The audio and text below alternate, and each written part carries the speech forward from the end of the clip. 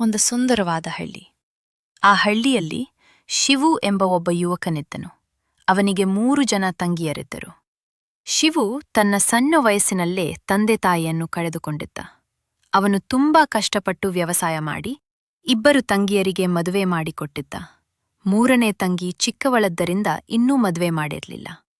ನಂತರ ಶಿವು ಒಬ್ಬ ಹುಡುಗಿಯನ್ನು ಮೆಚ್ಚಿ ತಾನು ಕೂಡ ಮದುವೆ ಮಾಡಿಕೊಂಡ. ಹೀಗೆ ಸುಂದರವಾಗಿ ಸಾಗುತ್ತಿದ್ದ ಕುಟುಂಬ. ಕೆಲವು ದಿನಗಳ ನಂತರ 3ನೇ ತಂಗಿಗೂ ಮದುವೆ ಮಾಡಿ ಕಳಿಸಿದ. 3 ಜನದ ತಂಗಿಯರು ಆರಾಮಾಗಿ ಅವರ ಕುಟುಂಬದ ಜೊತೆ ಇರುತ್ತಾರೆ. ಹೀಗೆ ಕೆಲವು ದಿನ ಸಾಗುತ್ತದೆ. ಯುಗಾದಿ ಹಬ್ಬಕ್ಕೆ ನಿಮ್ಮ ತಂಗೀರ್ನೆಲ್ಲ ಕರೆಸಿ ಎಲ್ಲರೂ ಸೇರಿ ಇಲ್ಲೇ ಹಬ್ಬ ಆಚರಿಸೋಣ ಎಂದು ಶಿವುವಿನ ಪತ್ನಿ ರಾಣಿ ಹೇಳುತ್ತಾಳೆ. ಸರಿ ರಾಣಿ, ನೀನ್ ಹೇಳಿದ ಹಾಗೆ ತಂಗೀರನೆಲ್ಲ ಬರ್ಲು ಹೇಳ್ತೇನೆ. ಬನ್ನಿ ಬನ್ನಿ ಎಲ್ರೂ, ಹೇಗಿದ್ದೀರಾ? ಅಳಿಯಂದ್ರೆ ನೀವು ಕೂಡ ಸೌಖ್ಯ ತಾನೆ? ನೋಡಿ, ನಿಮ್ಗೆಲ್ಲ ನಾನ್ ಹಬ್ಬಕ್ಕೆ ಎಂದು ಹೊಸ ಬಟ್ಟೆ ತೆಗೆದುಕೊಂಡ್ ಬಂದಿದ್ದೇನೆ. ಇದು ಎಲ್ಲರಿಗೂ ಇಷ್ಟವಾಯ್ತೆ ಅಂತ ಹೇಳಿ. ಹೂ ಬಾವಾ, ತುಂಬಾ ಚೆನ್ನಾಗಿದೆ. ನೀವ್ಯಾಕೆ ಇದನ್ನೆಲ್ಲ ತರೋದಕ್ ಹೋದ್ರಿ? ಸುಮ್ನೆ ನಿಮ್ಗ್ಯಾಕ್ ತೊಂದ್ರೆ? ನಾವೇ ತೆಗೆದುಕೊಳ್ತಿದ್ದೇವಲ್ಲ. ಇರ್ಲಿ, ಇದು ನನ್ನ ಕರ್ತವ್ಯ. ನೀವೆಲ್ಲ ಚೆನ್ನಾಗಿದ್ರೆ ಅದುವೇ ನನಗೆ ಸಂತೋಷ. ನವ್ಯ, ದಿವ್ಯ, ಭವ್ಯ, ನಿಮ್ಗೂ ಬಟ್ಟೆ ಇಷ್ಟವಾಯ್ತಲ್ಲ? ಯಾಕ್ ನೀವು ಸುಮ್ನೆ ಇದ್ದೀರಾ? ಏನ್ ಮಾತನಾಡ್ತಿಲ್ಲ? ನಿಮ್ಗೆ ಈ ಬಟ್ಟೆ ಇಷ್ಟವಾಗ್ಲಿಲ್ವೇ? ಇಷ್ಟ ಇಲ್ಲ ಅಂದ್ರೆ ಹೇಳಿ, ನಾನ್ ಬೇರೆ ಬಟ್ಟೆ ತಗೊಂಡ್ ಬರ್ತೀನಿ. ಇಲ್ಲ ಇಲ್ಲ ಅಣ್ಣ, ಬಟ್ಟೆ ಎಲ್ಲ ನಮ್ಗಿಷ್ಟ ಆಯ್ತು. ಅಂದಾಗೆ ಅತ್ತಿಗೆ ನೀವ್ ಹೇಗಿದ್ದೀರಾ? ನಿಮ್ಗೇನ್ ಬಿಡಿ, ನಮ್ಮಣ್ಣನ್ ಮದ್ವೆ ಮಾಡ್ಕೊಂಡ್ಮೇಲೆ ನೀವ್ ಚೆನ್ನಾಗೇ ಇರ್ತೀರಾ. ಯಾಕ್ ದಿವ್ಯಾ ಈ ರೀತಿ ಮಾತಾಡ್ತಿದ್ಯಾ? ನನ್ಮೇಲೇನಾದ್ರೂ ಕೋಪ್ನಾ ನಿನ್ಗೆ? ಅಯ್ಯೋ, ಹಾಗೇನಿಲ್ಲ ಅತ್ತಿಗೆ, ಸುಮ್ನೆ ತಮಾಷೆ ಮಾಡಿದೆ ಅಷ್ಟೆ. ಅಷ್ಟಕ್ ನೀವ್ ಬೇಜಾರ್ ಮಾಡ್ಕೋಬೇಡಿ. ಸರಿ, ಹೋಗ್ಲಿ ಬಿಡು ದಿವ್ಯಾ. ನೀವೆಲ್ಲ ಸೌಖ್ಯವಾಗಿದ್ದೀರ ತಾನೆ? ಬನ್ನಿ, ಎಲ್ಲರೂ ಒಟ್ಟಾಗಿ ಖುಷಿಯಿಂದ ಹಬ್ಬ ಆಚರಿಸೋಣ. ಅಳಿಯಂದಿರೆ, ಹಬ್ಬದ ಊಟ ಹೇಗಿತ್ತು? ಎಲ್ರಿಗೂ ಇಷ್ಟ ಆಯ್ತು ತಾನೆ? ಅಂದಾಗೆ ಊರಲ್ಲಿ ಅಪ್ಪ ಅಮ್ಮ ಸೌಖ್ಯನಾ? ಅವ್ರನ್ನು ಕೂಡ ಹಬ್ಬಕ್ಕೆ ಕರ್ಕೊಂಡು ಬರುವುದಲ್ವಾ? ಅವ್ರನ್ನ ನೋಡಿ ತುಂಬ ದಿವಸ ಆಯ್ತು ನಾನು. ಬಾವಾ, ಅಪ್ಪ ಅಮ್ಮ ಎಲ್ಲ ಚೆನ್ನಾಗಿದ್ದಾರೆ. ಅವ್ರು ಕೂಡ ನಿಮ್ಮನ್ನ ಕೇಳ್ತಾ ಇದ್ರು. ಮತ್ತೊಂದ್ಸಲ ಬರ್ತಾರೆ ಬಿಡಿ. ಅಂದಾಗೆ ರಾಣಿಯಕ್ಕ, ನಿಮ್ಮನ್ನೆಯಿಂದ ಯಾರೂ ಹಬ್ಬಕ್ಕೆ ಬಂದಿಲ್ವೇ? ಇಲ್ಲ ರಾಜು, ನಮ್ಮನ್ನೆಯಿಂದ ಯಾರೂ ಹಬ್ಬಕ್ಕೆ ಬಂದಿಲ್ಲ. ಅವರೆಲ್ಲ ಅಲ್ಲೇ ಒಟ್ಟಾಗಿ ಹಬ್ಬ ಆಚರಿಸುತ್ತಿದ್ದಾರೆ. ಹೀಗೆ ಎಲ್ಲರೂ ಖುಷಿಯಿಂದ ಹಬ್ಬ ಆಚರಣೆ ಮಾಡಿ ಹಿಂದಿರುಗಿ ಊರಿಗೆ ಹೊರಡುತ್ತಾರೆ.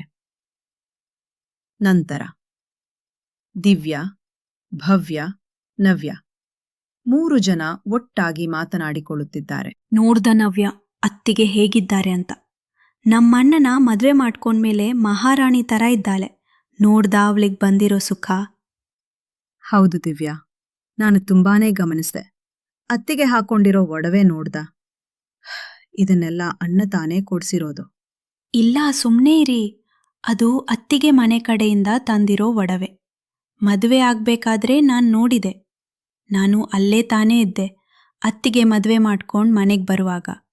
ಎಲ್ಲ ಅವರ ತವರು ಮನೆ ಅವ್ರು ಕೊಟ್ಟಿರೋದು. ಬಿಡಮ್ಮ, ಅವ್ರ ತವರ್ ಮನೆ ಏನ್ ಕಮ್ಮಿನ? ಚೆನ್ನಾಗಿದೆ ಅವ್ರತ್ರ. ಅಂದಾಗೆ ನಾವೇನಾದ್ರೂ ಕೇಳಿದ್ರೆ ಅತ್ತಿಗೆ ಒಡವೆ ಕೊಡ್ತಾರಾ? ನನಗೇನು ನಂಬಿಕೆ ಇಲ್ಲಪ್ಪ.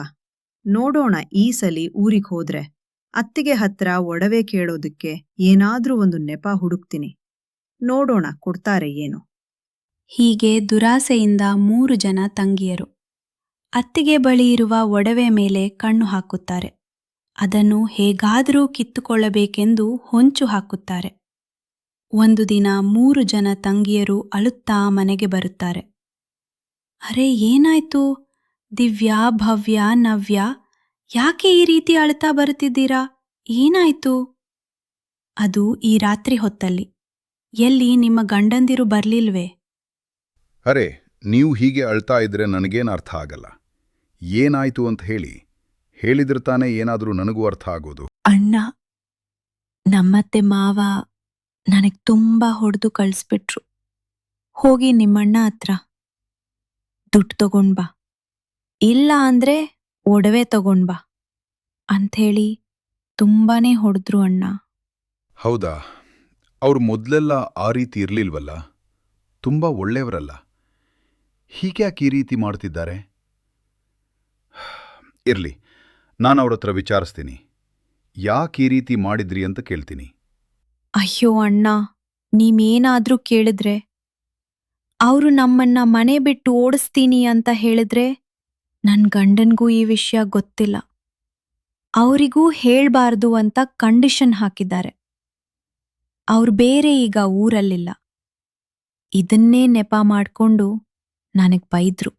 ಹೌದು ಅಣ್ಣ, ನಮ್ಮ ಅತ್ತೆ ಮಾವನು ಇದೇ ರೀತಿ ಹೇಳ್ತಿದ್ದಾರೆ. ನಮಗೇನ್ ಮಾಡ್ಬೇಕು ಅಂತ ಗೊತ್ತಾಗ್ತಿಲ್ಲ. ನಮ್ ಗಂಡಂದಿರತ್ರ ಹೇಳ್ಬಾರ್ದು ಅಂತ ನಮಗೂ ಕಂಡೀಷನ್ ಹಾಕಿದ್ದಾರೆ. ಅವ್ರು 3 ಜನ ಒಟ್ಟಿಗೆ ಬೇರೆ ಊರಿಗೆ ಕೆಲ್ಸಕ್ಕೆ ಹೋಗಿದ್ದಾರೆ. ಇದೇ ನೆಪ ಮಾಡ್ಕೊಂಡು ಅತ್ತೆ ಮಾವ ನಮ್ಮನ್ನ ಬೈತಿದ್ದಾರೆ. ಏನು 3 ಜನರ ಮನೆಯಲ್ಲೂ ಇದೇ ಸಮಸ್ಯೆ ಇದೆಯಾ? ಇಲ್ಲ, ನಾನಿದನ್ನ ಸುಮ್ಮನೆ ಬಿಡಲ್ಲ. ನಾನೀಗ್ಲೇ ಪೊಲೀಸ್ ಸ್ಟೇಷನ್ಗೆ ಹೋಗಿ ಕಂಪ್ಲೇಂಟ್ ಕೊಡ್ತೀನಿ. ಯಾಕೋ ನನಗೆ ಸರಿ ಕಾಣ್ತಿಲ್ಲ. ಅವರು ಈ ರೀತಿ ಮಾಡೋದು ತುಂಬಾ ತಪ್ಪು.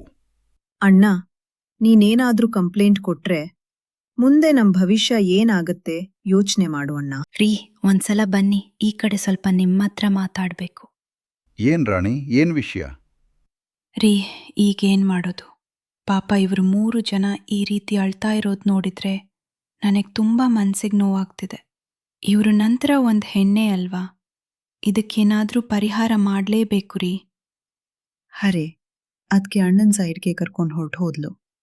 ನಾವು ಮಾಡ್ತಾ ಇರೋದು ನಾಟಕ ಅಂತೇನಾದ್ರೂ ಗೊತ್ತಾಗಿದ್ಯಾ ಹೆಂಗೆ? ಹಾಗೇನಾದ್ರೂ ಆಯ್ತು, ನಮ್ ಕತೆ ಮುಗೀತು. ಸರಿ, ಈಗ ನೀವು ಒಳಗಡೆ ಹೋಗಿ. ಇದಕ್ಕೆ ಏನ್ ಪರಿಹಾರ ಅಂತ ನಾನ್ ನೋಡ್ತೀನಿ. ಸರಿ ಅಣ್ಣ, ಆದ್ರೆ ನೆನ್ಪಿಟ್ಕೋ ಅಣ್ಣ, ಈ ವಿಷಯ ನಮ್ಮ ಯಜಮಾನ್ರಿಗೆ ಗೊತ್ತಾಗ್ಬಾರ್ದು. ಇದು ನಮ್ಮತ್ತೆ ಮಾವ ಹಾಕಿರೋ ಕಂಡೀಷನ್. ಸರಿನಾ ಅಣ್ಣ? ಹೀಗೆ ಎಲ್ಲರೂ ನಾಟಕ ಮಾಡಿ ಮನೆ ಒಳಗಡೆ ಹೋಗ್ತಾರೆ. ಪಾಪ ಇದನ್ನ ಅರಿಯದ್ ರಾಣಿ ಅವರಿಗೇನಾದ್ರೂ ಸಹಾಯ ಮಾಡಬೇಕೆಂದು ತನ್ನ ತವರು ಮನೆಗೆ ಫೋನ್ ಮಾಡಿ ಸ್ವಲ್ಪ ಹಣ ಹೊಂದಿಸಿ ತರ್ತಾಳೆ. ಆ ಹಣವನ್ನ 3 ಜನರಿಗೆ ಹಂಚುತ್ತಾಳೆ. ಅವರು 3 ಜನ ಆ ಹಣವನ್ನ ಖುಷಿಯಾಗಿ ತೆಗೆದುಕೊಂಡು ಹೊರಡ್ತಾರೆ. ಹೀಗೆ ಸ್ವಲ್ಪ ದಿನ ಕಳೆಯುತ್ತದೆ. ನಂತರ ಮತ್ತೊಂದು ಸಂಚು ಹೂಡುತ್ತಾರೆ.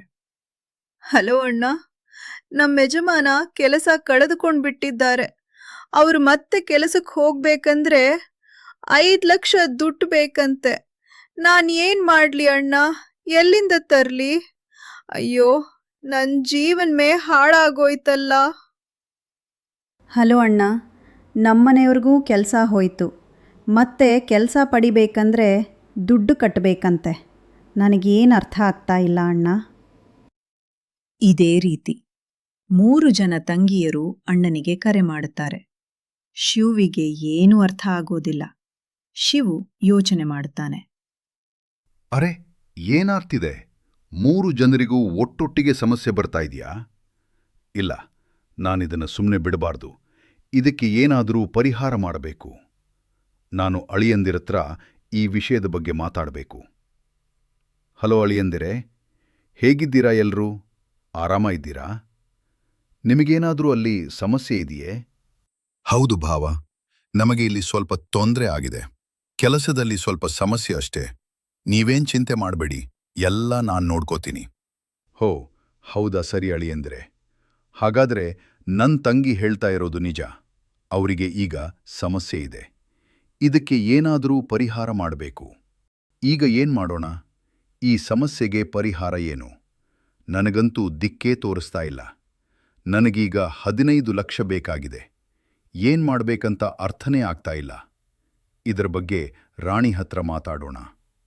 ರಾಣಿ, ಈಗ ಏನ್ ಮಾಡೋಣ? ಈ ಸಮಸ್ಯೆಗೆ ಪರಿಹಾರ ಏನು? ನನಗಂತೂ ದಿಕ್ಕೇ ತೋರಿಸ್ತಾ ಇಲ್ಲ. ನನಗೀಗ 15 ಲಕ್ಷ ಬೇಕಾಗಿದೆ. ರೀ, ಒಂದು ಕೆಲ್ಸ ಮಾಡೋಣ. ನನ್ನತ್ರ ಇರೋ ಒಡವೆ ಎಲ್ಲ ನಿಮ್ಗೆ ಕೊಡ್ತೀನಿ. ಅದನ್ನ ನೀವು ಸೇಲ್ ಮಾಡಿ. ಬರೋ ದುಡ್ಡನ್ನ 3 ಜನಕ್ಕೂ ಹಂಚಿಬಿಡಿ.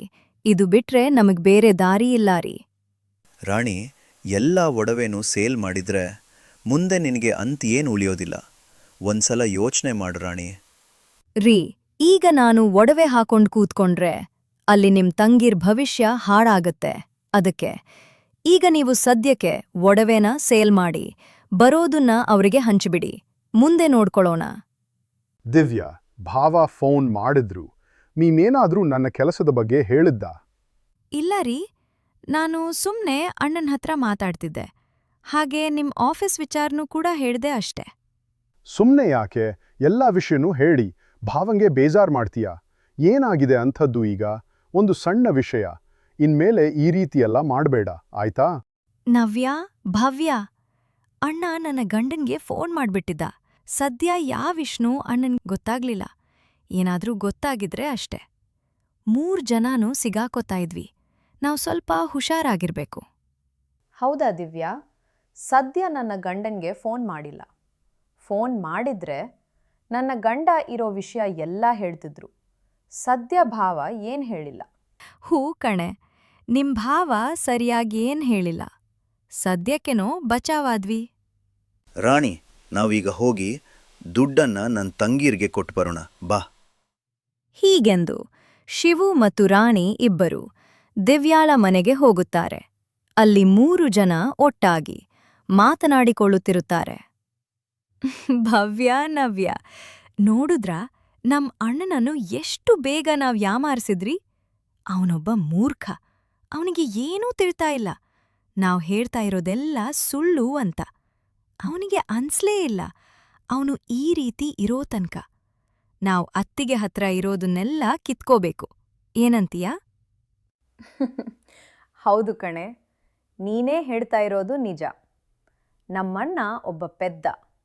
ನಾವು ಹೇಳೋದನ್ನ ಹಾಗೆ ನಂಬ್ತಾ ಇದ್ದಾನೆ. ಈ ರೀತಿ ಎಲ್ಲರೂ ಮಾತ್ನಾಡ್ಕೊಳ್ತಾ ಇರ್ತಾರೆ. ಇದನ್ನು ಕೇಳಿಸ್ಕೊಂಡ ಶಿವು ಮತ್ತು ರಾಣಿಗೆ ತುಂಬಾ ಕೋಪ ಬರ್ತದೆ. ಆದ್ರೆ ಶಿವು ಮತ್ತು ರಾಣಿ ಅವರ ಹತ್ತಿರಕ್ಕೆ ಹೋಗಿ ಸಮಾಧಾನದಿಂದ ಮಾತ್ನಾಡ್ತಾರೆ. ರಾಣಿ ಹೇಳ್ತಾಳೆ, ದಿವ್ಯಾ, ನವ್ಯ, ಭವ್ಯ, ನಿಮ್ಗೇನಾದ್ರೂ ದುಡ್ಡು ಮತ್ತು ಒಡವೆಯ ಅವಶ್ಯಕತೆ ಇದ್ದಿದ್ರೆ ನನ್ನತ್ರ ನೇರವಾಗಿ ಕೇಳಬಹುದಾಗಿತ್ತು. ಆದ್ರೆ ಈ ರೀತಿ ನೀವು ಮಾರಬಾರದಾಗಿತ್ತು. ನಿಮ್ಮ ಅಣ್ಣ ನಿಮ್ಮ ಮೇಲೆ ತುಂಬಾ ನಂಬಿಕೆ ಇಟ್ಟಿದ್ದ. ಅದಕ್ಕೆ ನೀವು ಕೊಟ್ಟ ಪ್ರತಿಫಲ ಮೂರ್ಖ ಮತ್ತು ಪೆದ್ದ ನಿಮ್ಮನ್ನು ಇಷ್ಟು ವರ್ಷ ಸಾಕಿದಕ್ಕೆ. ನಿಮ್ಮ ಅಣ್ಣನಿಗೆ ಒಳ್ಳೆಯ ಉತ್ತರ ನೀಡಿದಿರಿ. ನಿಮಗೆ ಒಳ್ಳೇದಾಗ್ಲಿ. ನಾವಿನ್ನೂ ಹೊರಡ್ತೇವೆ ಎಂದು ಬೇಜಾರಿನಿಂದ ಇಬ್ಬರೂ ಅಲ್ಲಿಂದ ಹೊರಡ್ತಾರೆ. ಆದ್ರೆ ಶಿವು ಏನೂ ಮಾತಾಡುವುದಿಲ್ಲ. ಸುಮ್ಮನೆ ಅಲ್ಲಿಂದ ಹೊರಟು ಹೋಗ್ತಾನೆ. ಕೆಲವು ದಿನಗಳ ನಂತರ ದಿವ್ಯಾ, ಭವ್ಯ, ನವ್ಯ 3 ಜನ ತನ್ನ ಅಣ್ಣನ ಮನೆಗೆ ಬರುತ್ತಾರೆ. ಆದರೆ ಅಣ್ಣ ಮತ್ತು ಅತ್ತಿಗೆ ಅಲ್ಲಿ ಕಾಣಿಸುವುದಿಲ್ಲ. ಅವರಿಬ್ಬರೂ ಅಲ್ಲಿಂದ ಮನೆಯನ್ನು ಖಾಲಿ ಮಾಡಿ ಅಲ್ಲಿಂದ ಬೇರೆ ಕಡೆ ಹೊರಟು ಹೋಗಿದ್ದಾರೆ. ಈಗ ಈ 3 ಜನ ತಬ್ಬಲಿಗಳಾಗಿ ನಿಂತಿದ್ದಾರೆ.